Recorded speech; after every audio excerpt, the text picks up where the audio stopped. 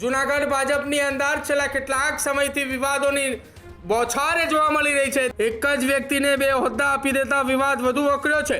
યુવા મોરચાના પૂર્વ પ્રમુખ તેજસ જોશીએ આક્ષેપો કર્યા છે। લેટર પેડની જગ્યાએ ખાલી કાગળ પર જ રાજીનામું આપ્યું હોવાની વાત કરવામાં આવી રહી છે।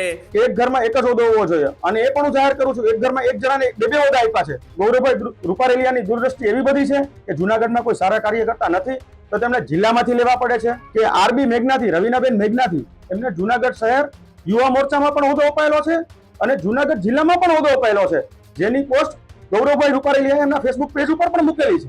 હું તો આપણી ભારતીય જનતા પાર્ટીને કહેવા માંગુ છું, સાહેબ હવે તો સમજાવો આને। આ રોજ નાના છોકરાની જેમ ભૂલ કરે છે, આ સંગઠન પરથી તો મોટા થઈ ગયા છે। આખો વિડીયો જોતા પહેલા હજુ પણ અમારી ચેનલને સબસ્ક્રાઇબ નથી કરી તો યુટ્યુબ પર સબસ્ક્રાઇબ કરો અને ફેસબુક અને ઇન્સ્ટાગ્રામ પર ફોલો કરો।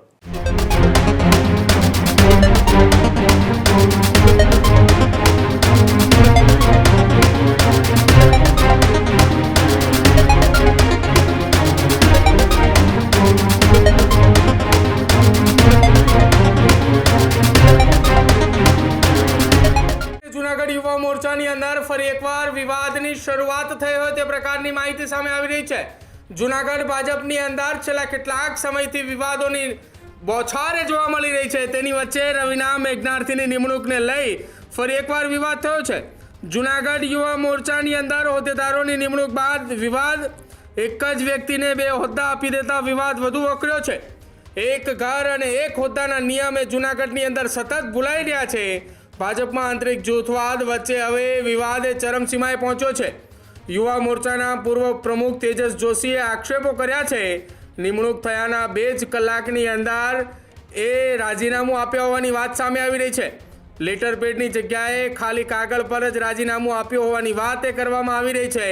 રાજીનામાને લઈને પણ તેજસ જોશીએ એ શંકા વ્યક્ત કરી છે। રવિ મેઘનાર્થી નામના મહિલાને એક હોદ્દો હોવા છતાં અન્ય એક હોદ્દો આપતાની સાથે જ તત્કાલ ધોરણે જૂના હોદ્દાઓ પર રાજીનામું આપ્યું। પૂર્વ ભાજપના ઉપપ્રમુખ તેજસ જોશીના આરોપના 2 જ કલાક બાદ એ કોરા કાગળ ઉપર રાજીનામું આપ્યું છે।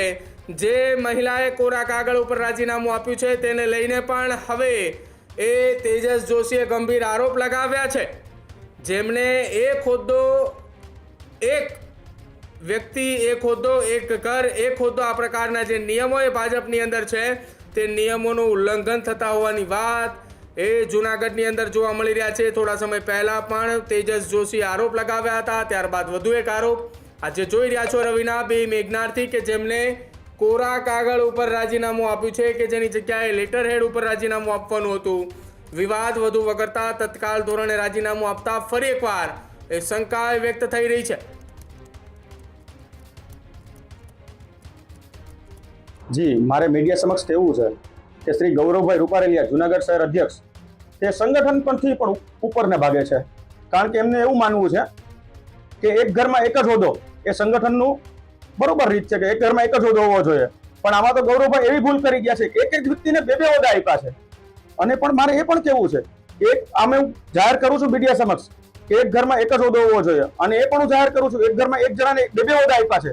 એવું જાહેર થયા પછી અડધી કલાક પછી જ એમનું રાજીનામું પણ આવી જાય છે। આ લોકોએ લેટર પેડ પર શું છપાવેલા જ છે અને હું કહું પછી જ કેમ રાજીનામું આવે છે? મારે બસ મીડિયા સમક્ષ આ જ કહેવું છે કે કોઈ પણ જો ગૌરવભાઈ રૂપારેલિયાની દૂરદ્રષ્ટિ એવી બધી છે કે જૂનાગઢમાં કોઈ સારા કાર્ય કરતા નથી તો તેમને જિલ્લામાંથી લેવા પડે છે। અને મારે જે આ કહેવું છે એમાં એક જ વ્યક્તિ એવી છે કે આરબી મેઘનાથી, રવિનાબેન મેઘનાથી એમને જૂનાગઢ શહેર યુવા મોરચામાં પણ હોદ્દો અપાયેલો છે અને જૂનાગઢ જિલ્લામાં પણ હોદ્દો અપાયેલો છે, જેની પોસ્ટ ગૌરવભાઈ રૂપારેલિયાએ એમના ફેસબુક પેજ ઉપર પણ મૂકેલી છે।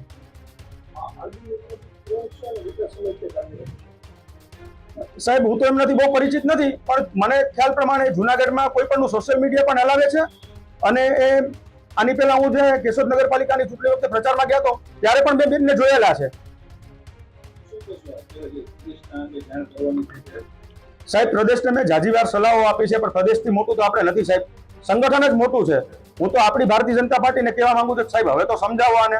આ રોજ નાના છોકરાની જેમ ભૂલ કરે છે, આ સંગઠન પરથી તો મોટા થઈ ગયા છે। બસ આટલું જ કહેવું છે મારે। હજુ સુધી તમે અમારી ચેનલને સબસ્ક્રાઇબ નથી કરી તો અત્યારે જ ન્યૂઝરૂમ ગુજરાતને સબસ્ક્રાઇબ કરો, ફેસબુક અને ઇન્સ્ટાગ્રામ પર ફોલો કરો।